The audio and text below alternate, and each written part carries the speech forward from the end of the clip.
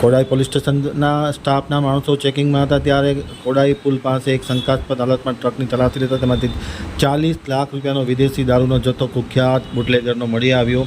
પોલીસે આ દારૂનો જથ્થો કબજે કરી આરોપીની ધરપકડ કરી છે. માંડવી તાલુકાના તરગડી ગામના કુખ્યાત બુટલેગરે આ દારૂ મંગાવ્યો હોવાનું તપાસમાં ખુલ્યું.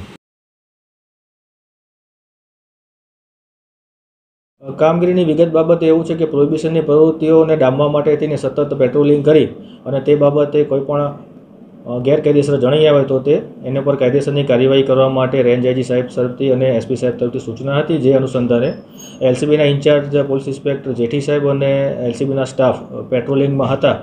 તે દરમિયાન એલસીબીના સ્ટાફ પ્રદ્યુમનસિંહ ગોહિલ અને રાજદીપસિંહ ગોહિલને ખાનગી રાહે બાતમી મળેલ કે તરગડી ગામના યુવરાજસિંહ વજુભા જાડેજા તથા ખનાઈના જીતુભા મંગલસિંહ સોડા એ પંજાબમાંથી ઇંગ્લિશ દારૂનો જથ્થો લાવી અને વેચવાની ફિરાકમાં છે.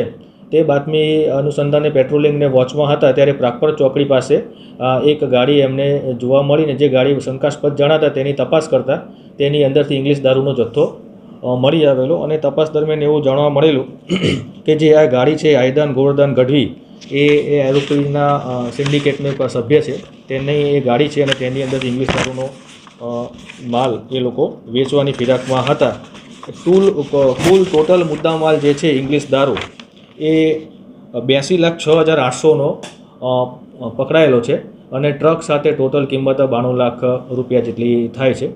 જે સારી કામગીરી કરી અને કેસ રજીસ્ટર કરીને આગળની તપાસ હાલ એલસીબી પાસે ચાલુ છે. સર, ખાસ વાત કરીએ તો 24 કલાકમાં 1.22 કરોડનો દારૂ પકડાયો છે.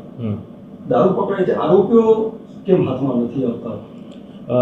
દારૂ પકડવા માટે થઈને કાર્યવાહી જે પ્રમાણે તે હાલ ચાલુ છે અને ઉપરાઉપરી જિલ્લા પોલીસથી પોલીસ સ્ટેશન મારફતે ને આપણી અલગ અલગ બ્રાન્ચો મારફતે કેસ કરવામાં આવે છે.